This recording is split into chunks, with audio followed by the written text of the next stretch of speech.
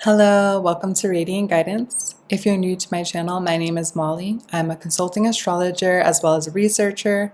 I love the field of astrology, and today we're going to be talking about Pallas Athena, the asteroid in astrology, how she expresses through the elements, the 12 signs, what her archetype really embodies, as well as famous figures who very much embody her archetype and have her quite prominent in their charts. So let's get into what the asteroids are before I go into Pallas. So the asteroids are planetoids, you could say. A lot of them are deemed kind of flying space rubble or protoplanets from older solar systems, which is really fascinating. And they don't get as much press as the planets, and some astrologers actually find them to be kind of superfluous because they think, well, we have so much to work with within the main planets. However, what I found in my practice is that every chart's so unique, and I always pull the asteroids when I do a chart interpretation for a client because I look to see if they have a particular asteroid very dominant in their chart, meaning conjunct their ascendant or a personal planet like the sun or moon, or prominent within an angle of their chart like the midheaven, in which case the asteroids actually become very important because they give us a little extra information and nuance to the soul's curriculum and the real gifts of that person. So in the case of Pallas, I did love researching her because I connect a lot to her archetype. I have Pallas in my 7th house, trining my moon, Saturn, and my Mars in a grand Earth trine configuration. So I connected to her, and doing the research of her was very enjoyable for me. So you might find that. So I encourage you to explore the other asteroids. And I have a video on my channel with my friend Mario where I kind of do an overview of the asteroid goddesses. And Demetra George is a wonderful astrological authority on the asteroids, and she's written many books and done a lot of research on not just the asteroid goddesses, but asteroids as they play into fate. So check out one of her videos on YouTube. I think it's called Asteroids and Fate, something like that. It is a long video, so buckle up and get your nerdy minds ready for that if you're interested in it, but it's really compelling. So without further ado, who is Pallas Athena? So in the Greek pantheon, we actually get the city of Athens is named after this goddess. She was one of Zeus's favorite children. She was his daughter, born androgynously from his forehead, from his third eye. And so if we think of the word foresight, that very much encompasses some of her gifts. She was born with a full suit of armor, helmet and all, which I find very badass. However, her battles were not fought with brawn as much as brains. And so she embodies this intellectual prowess, foresight, if you will, of merging the more masculine, analytical, competitive qualities with the more feminine synthesis, pattern detection, and even the more feminine kind of like handicrafts. She is attributed with inventing not just many musical instruments like the trumpet and the flute, but also the plow, the agricultural instruments. And she is famous, of course, for winning a contest with Neptune for the claim of the turf that we now know as Athens. And Zeus basically said, I can't decide who should have it, let's do a contest. Neptune, being the god of the sea, said, I present the city with water, a spring. And Athens was already in close proximity to the ocean, it had lakes, it had rivers, so they were kind of like, the people were like, big whoop. Pallas, on the other hand, brought to them the olive tree. And she said, look, you can use the wood for timber, to build cool things. You can use the fruit as a food. You can make olive oil when you press it, which has all these applications. And as we know, olive oil is one of the main exports of not just Greece, but Athens. So the people were very taken by that. They chose her as the namesake of Athens. And of course, she kind of went on to, in other kind of mythologies, to show her ability to have victory in a very strategic way. There's a thing called a palladium that back in the ancient times, they would fight over who would get access to this kind of wooden relief that was a relief of Pallas. And it was considered whoever had the palladium on their side would be the victorious winner. So all sorts of lore goes into her. But what's really compelling is she goes beyond Greece. She actually has roots as a Libyan female water deity with more of a matriarchal line associated to her.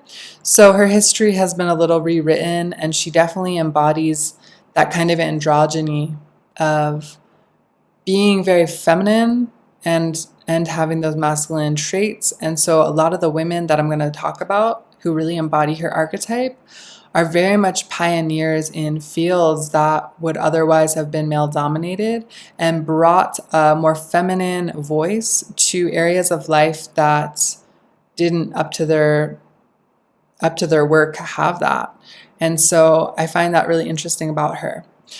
I also really connect to her because she, to me, very much connects to astrology. The 3 signs associated with Pallas are Libra, Leo, and Aquarius. And if you know, or maybe you don't, but now you know, Aquarius and the 11th house are very strongly linked to the field of astrology. And to me, astrology is so cool and endlessly fascinating because it's a science and it involves mathematics, but it's very intuitive in terms of interpreting things in a meaningful way. And being able to use this language to actually make predictions requires a lot of intuition. There's a really cool article that talks about Pallas being prominent in the charts of astrologers. So Pallas was a very self-contained, self-made woman, very elevated in her status, daddy's girl, let's say, to her father, but she never had a consort, she never had a husband. And so a lot of women who might embody this archetype can deal with that theme in their life too, of being perhaps too intimidating for some men. Now, I actually had a partner. I have Pallas in my 7th house, which is the house of relationships and partnerships. And I did have a partner once tell me, you don't need a man. Like, what would a man do for you? And I found that quite offensive because a man could do a lot for me, and I might not need one, but I could use one. Like mechanics, for instance. I don't know that much about mechanics.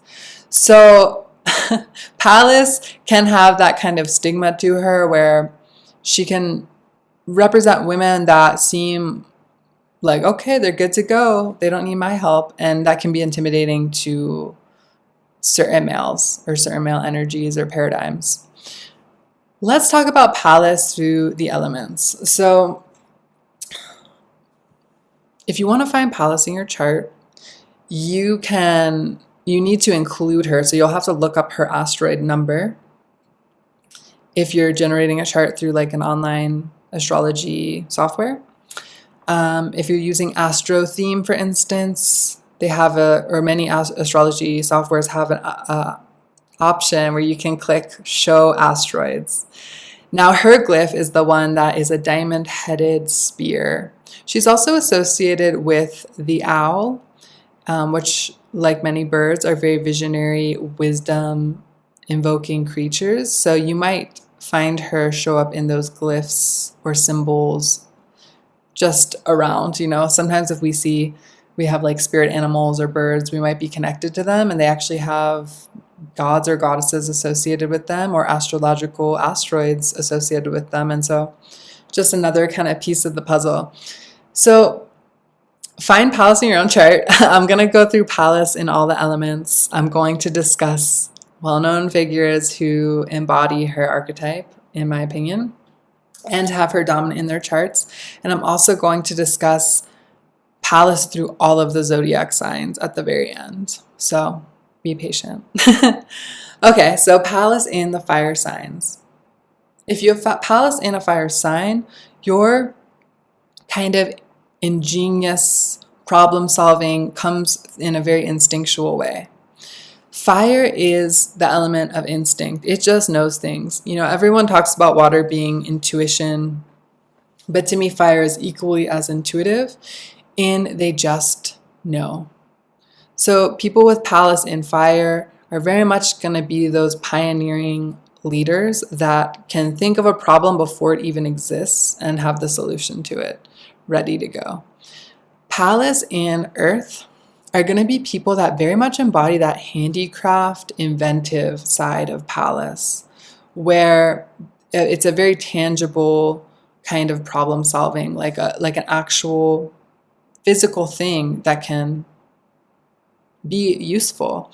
Pallas is associated with the invention of the plow and agricultural fields. She also invented like earthenware pottery and vessels that hold things. And so I think of Pallas and Earth as people that have that really tangible wisdom. It might not just be in like handicrafts or a physical thing, but it could be in a more medical embodiment sense, if that makes sense, where they have that very strong sense of the body and what's going on within the body. When I think of Pallas and Virgo, for instance, I think of a very like diagnostic, healing type genius. Pallas in the water sign, or let's do air first. I want to go in the proper order. Pallas in the air signs. So Pallas in air is going to be very gifted with language, words, and communication. Being able to literally use words as a weapon is what I think of with Pallas in the air signs. Having the ability to also bridge two sides of an argument or a concept. Many of the examples I'll go into who had Pallas in the air signs were women who fought for types of feminine rights and privileges, and so they were working kind of more on the like legal justice side of Pallas. Again, one of her signs is Libra. So when I think of Pallas in air, particularly in Libra, I think of these kind of like peacemakers, diplomats, people that can really use language to strategize and create big change. Pallas in water, this is going to be that high emotional IQ. Also, people that could be very gifted channels or mediums, meaning they can touch into the other side and perhaps be connected to that which other people can't see. It's a more spiritual wisdom, knowing, and connection when we have Pallas in the water signs. And they can perhaps bring something to the collective spiritual landscape, let's say, or have a pulse on that where other people might just not be tuned in. So those are Pallas through the elements, but now I'm going to get into my examples. So when I was researching, like, who should I find Pallas in their chart, I really thought of women. I think at one point I literally searched like women who were famous in war, women who made big impact, etc., who solved major issues. And one of them that came to mind, I'll start with the fire signs, was Florence Nightingale. So Florence Nightingale is a famous female in war, and we don't have a lot of those archetypes. Joan of Arc's another one that comes to mind, but we don't have a ton of those archetypes. And I figured, okay, these are probably women who have Pallas dominant, prominent in their chart. And I was correct. So Florence Nightingale had her Pallas in Leo, conjoining her Mars, trining her Mercury. Mercury, Pallas in Sagittarius, she discovered two elements that led to the invention of use of radioactivity in the medical field and the invention of the X-ray. She was also the first female teacher at the University of Paris. And when I think of Sagittarius, I think very much of education and higher learning. She obviously also was the first female Nobel Prize winner for two separate categories, but her Pallas was conjunct her Mercury. We have Sandra Day O'Connor. She had Pallas in Aries and was the first pioneer female Supreme Court Justice. Her Pallas was sextiling her moon. We have, moving into let's move into air. I really love the Pallas and air figures. They're really awesome. So Joan of Arc actually had Pallas in Aquarius, conjoining her Uranus. We have a famous first African American female pilot, Bessie Coleman. Now, this woman was also known as Brave Bessie. She really wanted to fly.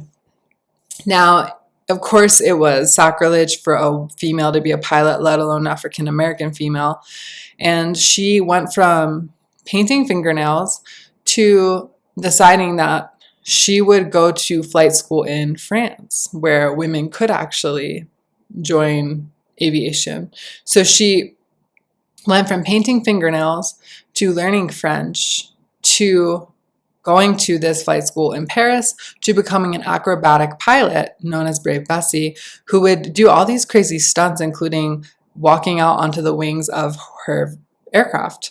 Now, unfortunately, she did pass away in a aviation accident doing what she loved, but she was very inspiring to not just women, but African American women, in showing that you can really do anything you set your mind to. Now, her Pallas was in Aquarius, widely conjunct her sun. More Pallas and Aquarius figures would be Ruth Bader Ginsburg. She was also another female Supreme Court justice. Her Pallas sextiles her Mercury and conjoins her Saturn. We have Maya Angelou, another Pallas and Aquarius type, obviously a social justice leader, wonderful author, and her Pallas trines her moon in Aquarius. Her Pallas in Aquarius trines her moon. We have Ada Lovelace. This is a woman with Pallas in Libra. Now, Ada is a fascinating figure. She was the daughter of the well-known poet Lord Byron. He actually really wanted a son, and he got a daughter. And he named her, I think, after some family member. But it's interesting because her name Ada is actually, there's a code, a computer code called Ada, and it's named after her. So she was very brilliant in mathematics, and this was very uncommon at the time for women to be in the fields of math or science. From a young age, she was fascinated with flying too. So that's kind of another theme I found in some of these air Pallas figures. So she, at 12 years old, created this blueprint for human-size wings that could potentially fly a human. That was her 12-year-old thought, of course. And so she looked at all these bird anatomy drawings and calculated what the proportions would need to be for it to be useful for a human. And her parents, I mean, she came from a well-to-do family, so her parents got her a lot of tutors in math. And she actually had Pallas in her 7th house and had a lot of crushes on her tutors. She actually tried to marry one of her tutors, and unsuccessfully so. But I thought that was just an interesting anecdote to having Pallas in the 7th house. And so she was really known for creating one of the first computer programming languages. And she worked with this person who was developing a analytical engine, is what he called it, which is really a prototype for a computer. And she started to see the correlation between the analytical language and the way it functioned, and a loom and weaving. And she coined this term poetical science. And so Ada was really fascinating in her ideas, her philosophies, and her contributions, because she bridged in a very Pallas Athena fashion the intuitive with the analytical, and put meaning and symbolism to these processes that were otherwise just deemed strictly technological. So her Pallas was in her 7th house, sextiling her Mercury and Sun, and opposing her Moon. We have, and again, like the air thing I was speaking to earlier of being very adept at languages, Very common to see with Pallas in the air signs. Pallas in water. Susan B. Anthony, she had Pallas in Cancer. Now she's very well known for being this obviously first wave feminist leader, but she also, a lot of what she did involved creating a standardized process for nurses. When I think of Cancer, I think of nurturing nurse type fields. And so she was responsible for the Armstrong Act. She helped get that really passed in New York State so that nurses up until that time, basically they were like waiters or waitresses, like anyone could be a nurse with any kind of background. But she got it so that they actually had to go through certain schooling and standardized testing, etc., to become a registered nurse. And so, kind of a little anecdote, her Pallas was conjoining her Mars, sextiling her Mercury, and in the sign of Cancer. Gloria Steinem, we have a second wave feminist leader who had her Pallas in, I think it was Pisces, conjunct her sun and trining her moon. Rosa Parks, the well-known civil rights activist who refused to sit in the back of the bus, peaceful kind of protester, let's say. Her Pallas was in Scorpio, conjunct her midheaven, trining her Mercury, sextiling her moon. And by the way, I just want to note that these aren't like really wide aspects I'm looking at, like 20 degrees. These are very like significant within 5, maybe 10 degrees at most aspects. So keep that in mind, especially when we use like outer planets or asteroids. I think it's good to use a tighter orb. Let's see, Pallas in the earth signs, we have Clara Barton. She created the American Red Cross. So again, we see that kind of Capricornian connection to infrastructure and running an organization. She also not only did she help, she was a nurse in the American Civil War, I believe it was, that helped a lot of soldiers get supplies and resources, but she also created an organization that connected missing soldiers to their families and brought the Red Cross, which was already existing in Europe, to the United States. So her Pallas was really prominent in her chart. She had a Capricorn stellium, and it was conjunct her sun and moon in Capricorn, as well as her Neptune, Uranus, and midheaven. So again, in an angular house, very prominent in her charts with her moon and sun. Then we have, do I have any more Earth examples? I think those are my examples. I don't want to get too exhaustive with the examples. I'm going to move into Pallas through the 12 signs. So this video isn't like 5 hours long. But as you can see, those are hopefully give you an idea of the types of feminine, let's say, leadership and strategy that Pallas really imbues. So pull your charts out, pull your family's charts out, whatever, whoever you want to look at. Let's go through the signs. So I'm going to talk about what I find to be the problem-solving genius within each of the signs, Pallas configurations. So we have Pallas in Aries. These are going to be the pioneers with that instinctual knowledge and risk-taking ability. In other words, they're not scared to try something that hasn't been done before or speculate into the future of what will be needed. As we saw with, who had Pallas in Aries? Now I'm blanking. Oh, Sandra Day O'Connor, Pallas in Aries. She was the first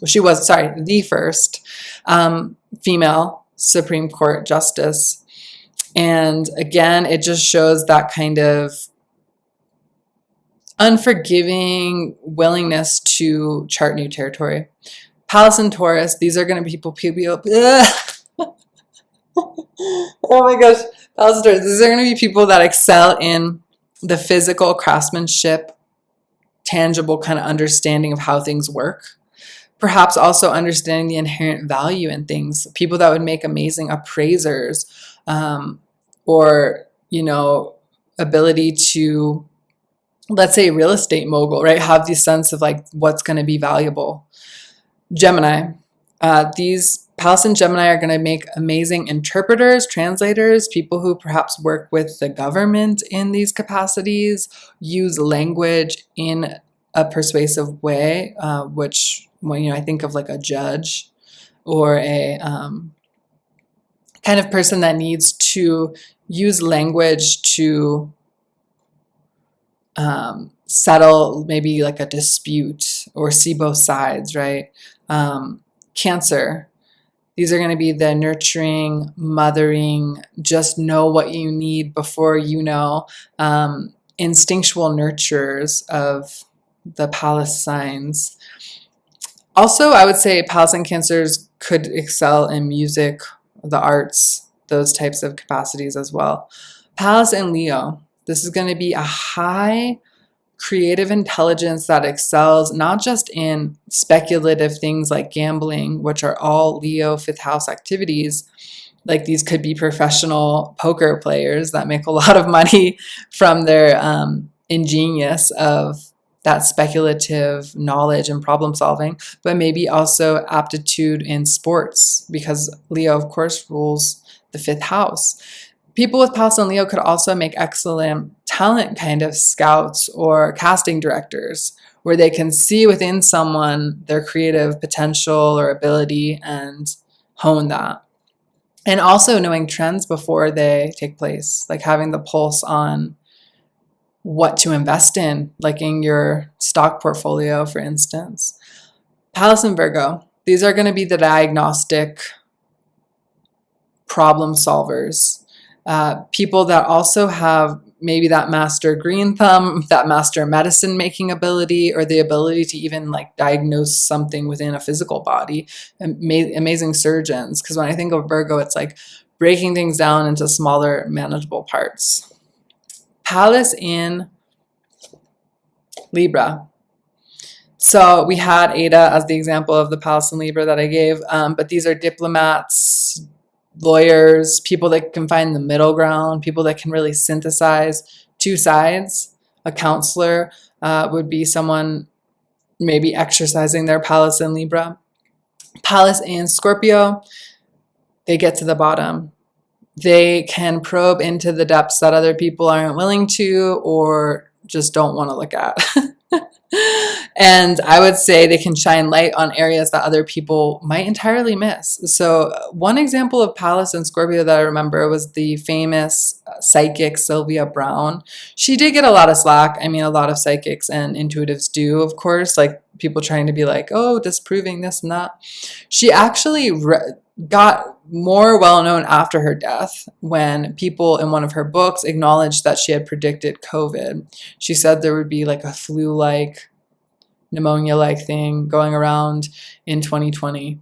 And, she was kind of on trash TV, like the Montel show, I think, like some of these daytime drama talk shows. And people tried to kind of debunk her as a psychic, but I found that compelling. She still had a very viable career as a psychic and did a lot of like missing people, murder kind of criminal cases using her psychic gifts. And this would be a great example of someone with Pallas in Scorpio. Pallas in Sag, these are going to be the natural born teachers, the people that are pioneers in the areas of learning, wisdom, education. As we saw Marie Curie with the Pallas in Sag. Pallas in Capricorn, these are going to be the people that can run organizations very efficiently. They know what infrastructure is needed and they have the practical solutions. Remember the example of Clara Barton. Pallas in Aquarius. These are the big picture visionaries, the people that are for equality and those humanitarian balancing of the scales. A lot of the women that I listed with Pallas in Aquarius were involved more in that kind of social justice piece of Pallas. Pallas in Pisces. These are going to be people with the gift for understanding where the collective kind of spiritual consciousness is at any given moment and understand really the collective state of things and have that kind of intuitive knowing of what is needed on a spiritual healing level. And that concludes it. So I hope you found this interesting. If you want to share your Pallas placement, please comment below. If you have other topics you'd like to see on this channel, other research you'd like to see, please write to me or comment below. I'm very open to your ideas. If you want to book a reading with me, you can do so in the link below this video. Like, share, subscribe. I appreciate your support. Have a beautiful day.